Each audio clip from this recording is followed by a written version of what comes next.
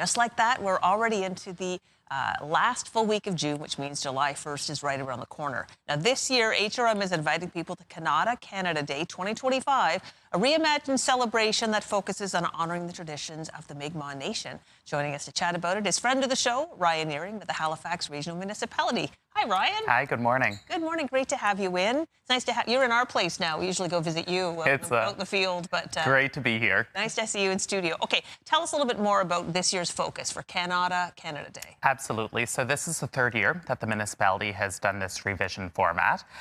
It was developed in 2022 with consultations from local Indigenous leaders, artists, as well as event planners, with the intention of celebrating the traditions of the Mi'kmaq Nation, as well as honoring pan-Indigenous communities right across our region. So tell us about the events happening that will enable you to do that. Absolutely. So it all starts off at 10 a.m. We'll have our KANA'TA Day parade all around downtown Halifax. Best spot to view that will be on Brunswick Street or Citadel Hill. Then folks can head on down to the Halifax waterfront for some Indigenous demonstrations. We'll also have kids activities taking place on the waterfront as well as the Amera Oval all throughout the day. And then the evening is when the party really gets started with our main programming, both over in Dartmouth and in Halifax. Okay, perfect. It is a really fun day.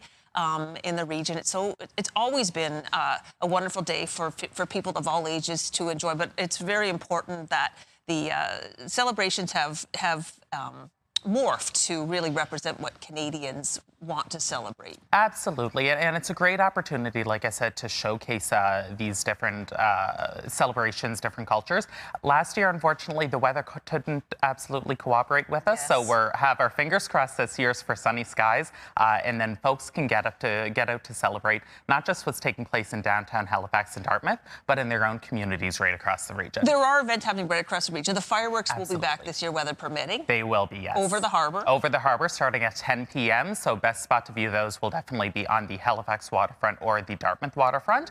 And then also on this same day, on July 1st, Bedford Days will be wrapping up over in Bedford, so there will be a full suite of programming there as well. Perfect. Okay, now a little bit about the musical performances. Can you drop some names? Let us know who's going to be performing. For sure. So we'll have two stages over the course of the evening, one at the Ferry Terminal Park in Dartmouth, and then the other at Salter Stage on the Halifax waterfront. Over in Dartmouth, it will be a selection of artists curated by the African Nova Scotia Music Association, so we can expect some great names there. And then on the Halifax side, Juno Award winner DJ Shub will be our headliner, taking place right before the fireworks. So we'll have a fantastic show lined up for people to check out. Okay, and then a reminder for people who wanted to maybe take the ferry back and forth or public transit that day. How much will it cost them? We are happy to say that it will be $0 to take the ferry back and forth. It's a great opportunity to explore Dartmouth, explore Halifax, go on either side of the harbour.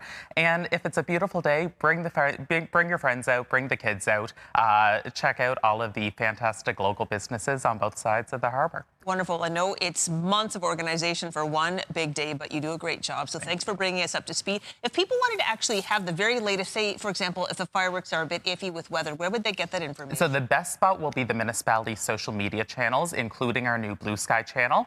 Any communication will be communicated out through there. Like I said, fingers crossed the weather cooperate, but we'll be very attentive to how the forecast plays out. Thank you, Ryan, for coming in today and giving us the latest. Thank you very much. We've put the website for all the KANA'TA Canada Day celebrations on our website to make it easy to find. In the meantime, as we go to break, here are some of the events happening in other cities for Canada Day. In Charlottetown, we have all kinds of things happening.